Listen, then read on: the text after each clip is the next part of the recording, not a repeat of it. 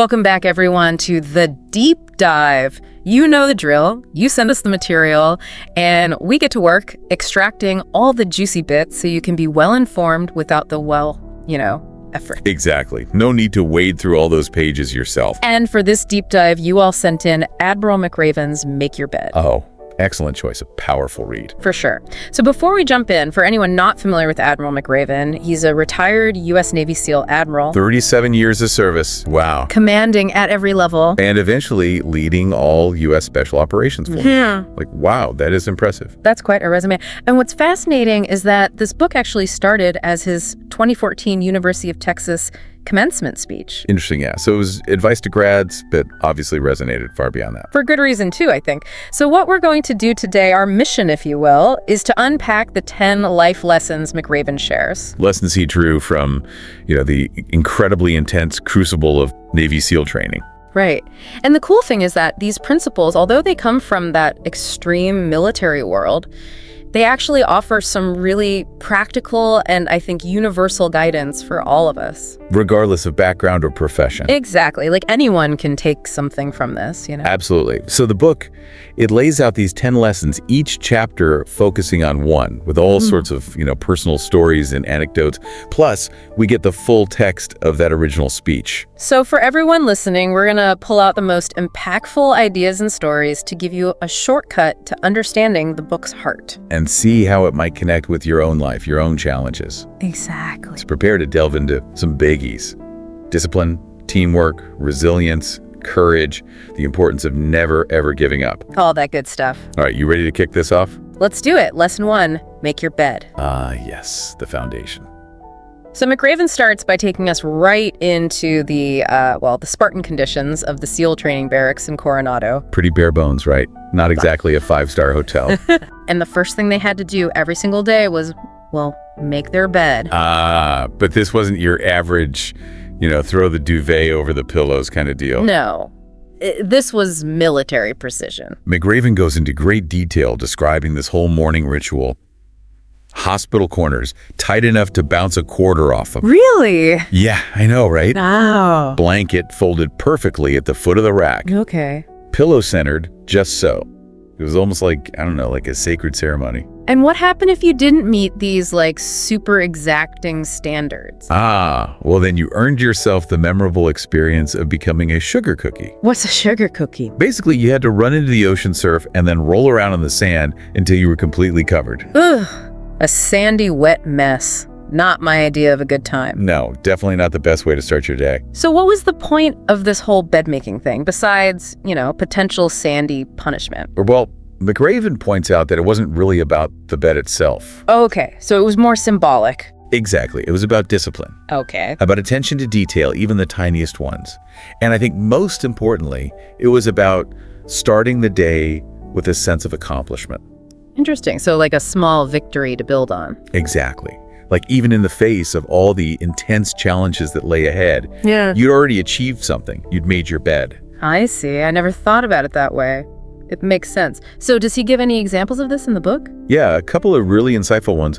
One is from when he was a young SEAL ensign. He was on the USS Grayback. A special ops submarine. Right. And even there in sickbay, the doctor insisted on perfectly made beds. Really? Even when you're sick? Even then. He argued that order and cleanliness were crucial for good care and recovery. Interesting. So it's about more than just looking neat. Exactly. So what's the other example? He contrasts this with a later observation, Saddam Hussein, after his capture. Oh, wow. Saddam had sheets and a blanket, right? Relative comfort, you could say. But he never made his bed. Huh. Interesting. It seems like a small detail, but McRaven uses it to highlight a lack of self-discipline. Maybe even a sense of entitlement. I see. It makes you think about how our habits, even small ones, can reflect something deeper. Absolutely. And McRaven goes on to connect this back to a broader takeaway for everyone, for you listening. Okay, lay it on us. He says that even amidst chaos, difficulty in life, combat, certainly, making your bed can provide a small sense of solace. Solace. Yeah, comfort. It can motivate you to start the day feeling like you've achieved something. Like a little bit of order in a chaotic world. Exactly. Okay, that's a great way to start. Small wins, big impact. What's lesson number 2? You can't go it alone. This one hits home, I think. Teamwork, right? Teamwork makes the dream work, right? Exactly. And this was hammered home in SEAL training with 10-foot rubber raft. They always had to carry this raft. Oh, yeah. Everywhere they went. Really? Everywhere. On their heads, running to meals, dragging it over endless sand dunes, paddling it along the coastline. It was brutal. So not exactly an individual sport. No, not at all. And it taught them a lot more than just how to, paddle a boat. Like what? Reliance. Yeah. There were inevitably days when someone was sick or injured. Yeah, I can imagine. And on those days, the others had to pick up the slack. Had to work harder. Paddle harder, share their rations, everything. So it was about understanding that you can't do it all on your own. Exactly. You need others. And does McRaven share any personal stories about this? Oh, yeah, he does. A really powerful one about a near-fatal parachute jump he had. This wasn't during training, right? No, this was years later. He was a Navy captain. Yeah. And it sounds terrifying. What happened? Mid-air collision, multiple parachute malfunctions, the whole thing. He ended up with a separated pelvis, detached stomach muscles, all sorts of injuries. Wow. That's intense. It is. And it was during that time, when he was bedridden and completely dependent on others, that the teamwork lesson really hit home. Right, because he couldn't do anything on his own. Exactly. He needed help physically, emotionally, mentally. And who helped him? Well, his wife, Georgian. She was amazing. Taking care of him. Nursing him back to health, providing support, giving him that tough love when he needed it. Tough love. Yeah, pushing him to keep fighting. Makes sense. And then his friends were constantly visiting, calling, and his boss, Admiral Eric Olson, even figured out a way for him to continue his SEAL career despite his injuries. Wow, that's incredible. Yeah, it's a testament to the power of having a good team, right? It really is. And he emphasizes that just like that boat crew, life will throw stuff at you. You need a good team to get through it. So find your people. Find your people, lean on them, support it. You can't paddle the boat of life alone. I like that analogy. Okay, moving on to lesson 3. Only the size of your heart matters. What's this one about? This one's about inner strength. That grit and determination that really makes a difference. Sounds interesting. How does he introduce this one? He takes us to the infamous morning swim. Yeah. In the heavy surf off Coronado. Right, the one we talked about earlier. Yeah. And there's this moment during the life jacket inspection, right before they get in the water. Okay. And the instructor singles out this smaller seaman recruit. Okay. Kind of questions whether he's got what it takes to handle the rough surf because of his size. Really? Just because he's small? Yeah, it was like a challenge. Yeah. A test. Yeah. And the recruit's response is just fantastic. What did he say? Prove me wrong. Just straight up defiance. I love that. So did he prove him wrong? Oh, yeah. This supposedly undersized sailor, he not only finished the swim, but finished near the front of the pack. Wow. So much for size being everything. Right. So it's more about inner strength than the physical strength. Exactly. And to further prove this point, McRaven shares another anecdote. Oh, yeah.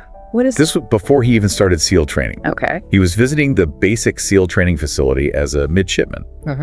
And he sees this guy, Lieutenant Tom Norris. Yeah. Well, he describes Norris as slightly built, almost frail looking. And McRaven admits that he initially underestimated him based on his appearance. I mean, we all do that sometimes, right? Judge a book by its cover. Yeah, we do. But here's the thing. What? This Lieutenant Tom Norris, he was a recipient of the Medal of Honor. No way. Yeah. For his extraordinary bravery in Vietnam. Talk about misjudging someone. Right. And McRaven goes on to describe Norris's actions in detail. Yeah.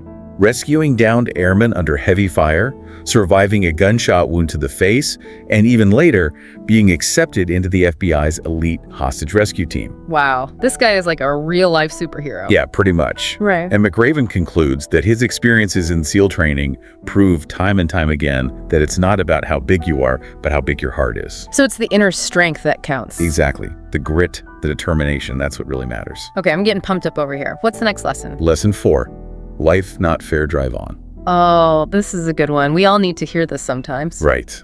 Life can be tough. So how does McRaven approach this one? Well, he brings us back to the infamous sugar cookie punishment. The sandy, wet mess. Exactly. And he emphasizes that often there was no clear reason why someone became a sugar cookie. So it was random. Pretty much. You can do everything right and still end up covered in sand. That's frustrating. Right. It highlights the unpredictability of life. Sometimes things just happen. Okay, but how do you deal with that? Well, that's where the drive-on part comes in. McRaven introduces us to this incredible guy, Lieutenant Moki Martin. Who's Moki Martin? He was a true frogman in every sense of the word. What does that mean? It means he was an exceptional SEAL, a Vietnam vet, an expert with weapons, a skilled skydiver, a natural in the water. Everything McRaven aspired to be. Sound like the ultimate badass. He was. But then tragedy struck. What happened? Moki was in a horrific bicycle accident. Oh, no. Yeah. Left him paralyzed from the waist down. That's awful, especially for someone so physically active. Right. It's a classic example of life just being incredibly unfair. So what happened to Moki? Well, this is the amazing part. He never gave up. He didn't. Nope. He never complained, never asked, why me? What did he do? He became an accomplished painter, he focused on being a father, and get this, he founded the Super Frog Triathlon. Wow. Talk about resilience. Right. He didn't let this tragedy define him. So what's the takeaway for us? McRaven's point is that life's going to throw curveballs at all of us. It's inevitable. Yeah, for sure. But it's not about what happens to you, it's about how you respond. So don't dwell on the unfairness, just keep moving forward. Exactly. Drive on.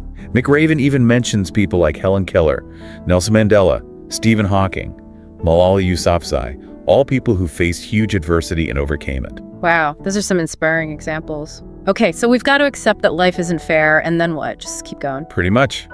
And that leads us to lesson 5. Failure can make you stronger. Ooh, this is a good one. I think we all need to hear this, especially in today's world where everyone's afraid to fail. Right. But McRaven argues that failure is actually essential for growth. I can see that. And he illustrates this through something called the circus. The circus. What's that? So remember how we talked about the sugar cookies? Yeah. The circus was even worse. It was basically extra afternoon calisthenics for anyone who failed to meet the standards that day. Oh, no. More punishment. Basically. And it wasn't just the extra physical pain. So it was mental, too. Absolutely. It was that feeling of failure, the worry that the extra fatigue would lead to more failures. Like a vicious cycle. Exactly. And McRaven shares his own experience of ending up on the circus list. Oh, no. What happened? He and his swim buddy, Ensign Mark Thomas, they didn't do so well in their swim. So they got punished. Yeah. Grueling flutter kicks, push-ups, all sorts of torturous exercises. I can't even imagine. But here's the surprising part. What? The circus, as awful as it was, actually made them stronger. Really? Yeah. All that extra work in the water turned them into better swimmers. Wow. So it's like training in disguise. Exactly. McRaven says they were surprised to be the first pair to finish the final 5-mile ocean swim. So all that suffering paid off. It did. And he goes on to talk about another failure he experienced much later in his career. Oh, yeah? What happened? He was relieved of his command of a SEAL squadron. Wow, that must have been a huge blow. It was. But again, he turned it into a learning experience. Wow. It forced him to reevaluate his leadership, to work even harder.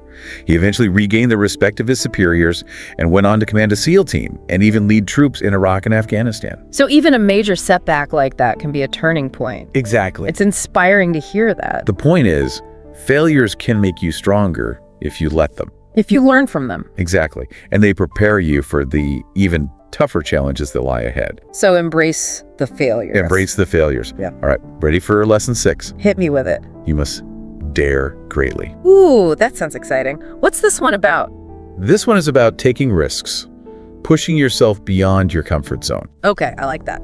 How does he illustrate this one? Through the Slide for Life obstacle on the SEAL course. What's that? Imagine a rope stretched high above the ground, going down a steep incline. Okay, sounds challenging. And there were 2 ways to tackle it. The slow, safe way, or the fast, risky way. What were they? The slow way was called possum style. You basically gripped tight and inched your way across. Okay, I can see that. But the fast way, that was called commando style. You went head first, using only your grip and momentum. Whoa, that sounds scary. It was. And McRaven admits he was initially too afraid to try it. I mean, who wouldn't be? Right. But then one of the instructors challenged him, pushed him to take the risk. He did it. He went head first. And He not only made it across, but he beat his personal best time. wow, that's awesome. It's a great example of how taking a calculated risk can lead to a big reward. Okay, so that's on the training ground, but what about in the real world? Well, McRaven shares a really intense example from a hostage rescue mission in Baghdad. Really? Tell me more. They had intel that hostages were being held in this heavily guarded compound. Okay. And they made the incredibly risky decision to land Black Hawk helicopters right inside the compound in broad daylight. What? That sounds crazy dangerous. It was. Limited landing space, high walls, dust everywhere. Lots could go wrong. So a big gamble? A huge gamble. But it paid off. They rescued all the hostages safely. Wow, that's incredible. It is. And McRaven connects this back to that famous motto, "Who dares wins." I've heard that before. It's the motto of the British Special Air Service. And McRaven argues that it applies to all of us, not just soldiers. So we should all be daring. Not recklessly, but we should be willing to step outside our comfort zones to take calculated risks. Otherwise, we might miss out on some amazing opportunities. Exactly. You never know what you're capable of until you push yourself. Okay, I'm feeling inspired. What's next? Lesson 7. Stand up to the bullies. This is a big one. I think we've all encountered bullies at some point in our lives. Right. And McRaven argues that it's crucial to stand up to them. But that can be really hard. It can. But it's necessary. And he introduces this lesson through a particularly terrifying experience. Oh no, what was it? A night swim off the coast of San Clemente Island. What's so scary about that? Well, those waters are known for great white sharks. Oh, no. I would not be happy about that. Yeah, not a fun swim. Yeah. And McRaven talks about the pre-swim briefing, where they discussed the potential for shark encounters. So they knew the risks going in. They did. But their desire to become SEALs, their belief in their goal, it gave them the courage to face that fear. So it was about overcoming their fear. Exactly. McRaven defines courage not as the absence of fear, but as the willingness to act in the face of fear. I like that definition. So how does this relate to bullies? Well, he compares the sharks to bullies, in a way. Okay, I see that. Bullies, they try to intimidate you, to control you through fear. That's true. And he illustrates this through his observations of Saddam Hussein after his capture. Saddam Hussein. Yeah. Even as a prisoner, Saddam tried to intimidate the new Iraqi leaders. Really? Just through his presence, his demeanor, he still tried to exert dominance. So he was still a bully, even without any real power. Exactly. So what happened? Well, they strategically isolated Saddam, limiting his contact with others. Okay. And that, along with their own growing confidence, helped them to overcome their fear of him. So they stood up to him. They did. And McRaven concludes that bullies thrive on fear. The key is to not let them control you, to not back down. So face your fears, just like facing those sharks. Exactly. Okay, lesson 8, rise to the occasion. Sounds intense. What's this one about? This one's about being your best when things are at their worst. Okay, how does he set this one up? With the culminating night, dive during dive phase. Dive phase. It's one of the most demanding parts of SEAL training. What did they have to do? A 2,000-meter underwater swim in San Diego Bay. In the dark. Pitch black, often foggy too. And they had to use the Emerson death rig. The death rig. Sounds ominous. It was. Basically a breathing apparatus that allowed them to swim silently underwater for long periods of time. Okay. And their mission was to place a practiced limpet mine on an anchored vessel. So high stakes, even though it was training? Absolutely. The darkness, the cold, the potential for disorientation, it was all very real and very dangerous. Even the instructors were nervous. Oh, yeah. McRaven says they were pacing back and forth on the pier, worried about the trainees. So what was the lesson here? Well, before they went into the water, the chief petty officer gave them a pep talk. What did he say? He told them, tonight, you will have to be your very best. You must rise above your fears, your doubts, and your fatigue. No matter how dark it gets, you must complete the mission. Wow, that's powerful. It is. And McRaven connects this to a very different but equally solemn experience. A ramp ceremony at Bagram Air Base in Afghanistan. A ramp ceremony. It's a ceremony for fallen soldiers where their remains are loaded onto a plane to be sent home. Yeah, very somber. And McRaven describes the sense of loss, the grief, but also the incredible strength and resilience of those who were there. Like how? He talks about a twin brother comforting his fallen brother's friends, an entire unit marching to their fallen ranger's favorite bar, airmen getting back in the air the very next day after a fatal crash. That's amazing. So much strength in the face of tragedy. Right, and it's a testament to the human capacity to rise to the occasion, to be our best in the darkest of times. So even when it feels like everything's falling apart, we have the power to be strong, to support each other, to keep going. Exactly. And that leads us to lesson 9, give people hope. Hope. That's what we all need sometimes. It is. And McRaven illustrates this lesson with a powerful story from Hell Week. Hell Week. It's a particularly brutal week during SEAL training, full of nonstop challenges and sleep deprivation. Okay, so what happened during Hell Week? They were spending a day in the mud flats. Mud flats. Yeah, imagine being chest deep in freezing thick mud. Ugh, that sounds awful. It was. Everyone was exhausted, cold, miserable. So morale was low. Rock bottom. Yeah? And then one of the instructors offered them a way out. Really? What was it?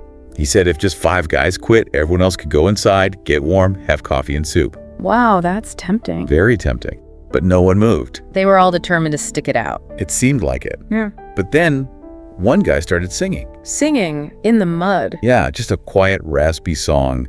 But then others joined in. Soon the whole class was singing. Wow, that's incredible. It is. And despite the instructors yelling at them to stop, they kept singing. So powerful. Just a simple act of singing gave them hope. Exactly. It lifted their spirits, reminded them they were in this together. So it's about unity, about finding strength in each other. Exactly. And McRaven connects this to a tragic event that happened later in his career. What was that? A helicopter crash in Afghanistan that killed a number of SEALs. Oh, wow. The biggest loss of life for naval special warfare in the entire war on terror. That's heartbreaking. It was. And McRaven talks about meeting with the families of the fallen. I can only imagine how difficult that must have been. It was. But he highlights the incredible support and comfort provided by Marine Lieutenant General John Kelly. John Kelly. Yeah, he went on to be the White House Chief of Staff. Okay. And what's really powerful is that Kelly had lost his own son in combat. Oh, wow. So he understood their pain. And he was able to offer them hope. He was. He shared his own story, his own grief, and it helped them to feel less alone. So even in the darkest of times, there's always hope. There is. And sometimes it comes to the most unexpected places. Okay, we're down to the final lesson. What is it? Never, ever quit. This one's the cornerstone. Never give up. I like it. And it's introduced right from day 1 of SEAL training with a brass bell that hangs in the compound. A bell? Yep. They call it the quit bell. The quit bell. What do you mean? If you wanted to quit training, all you had to do was ring the bell 3 times. And you were out. Done. But the instructors made it very clear that quitting was not an option. I can imagine. They warned the trainees that if they quit, they'd regret it for the rest of their lives. So the bell was there as a constant temptation. Exactly. A test of their will. And how many people actually quit? Very few made it to graduation. Wow. It was incredibly tough, both physically and mentally. And to drive this point home, McRaven shares an inspiring story about Army Ranger Adam Bates. Who's Adam Bates? He was a soldier who lost both his legs in Afghanistan. Oh, no. Yeah, devastating injuries. But when McRaven visited him in the hospital, Bates was incredibly positive. Really? Yeah. He even signed a message for McRaven that said, "I will be okay." Wow, what a powerful message. It is. And a year later, McRaven saw Bates again at the Ranger Regimental Change of Command ceremony. Oh. Bates was standing tall on prosthetic legs, challenging people to a pull-up contest. No way. Yeah, he refused to let his injuries define him. So inspired. McRaven uses Bates's story to emphasize the importance of never giving up, no matter what challenges you face. So even when things seem impossible, there's always a way forward. There is. You just have to keep fighting. Wow. Okay, so we've gone through all 10 lessons. Let's recap. Sounds good. Ready? Yeah, ready. Lesson 1, make your bed. Start your day with a sense of accomplishment. Lesson 2, you can't go it alone. Build your team, your support network. Lesson 3, only the size of your heart matters. It's not about physical strength, but inner strength. Lesson 4, life's not fair. Drive on. Accept the challenges and keep moving forward. Lesson 5, failure can make you stronger. Embrace your failures and learn from them. Lesson 6, you must dare greatly. Push yourself outside your comfort zone and take calculated risks. Lesson 7, stand up to the bullies. Don't let fear control you. Lesson 8, rise to the occasion. Be your best when things are at their worst. Lesson 9, give people hope. Your actions can make a difference in someone else's life. And finally, lesson 10, never ever quit. Keep fighting no matter what. Those are some powerful lessons. And, even though they come from the world of Navy SEALs, they apply to everyone. Absolutely. Like anyone can benefit from these principles. Exactly. And it all comes back to the message of the book. You have the power to change your life. And maybe even change the world. It might sound cheesy, but it's true. Small actions, big impact. So for everyone listening, think about these 10 lessons. Which one speaks to you the most right now? What challenge are you facing? What goal are you working towards? How can you apply one of these lessons to your own life today? It's a great question to reflect on, don't you think? It really is. Thanks for joining us for this deep dive. We'll see you next time. Until then, keep making your bed. And never, ever quit. And drive on. See you soon. Bye, everyone.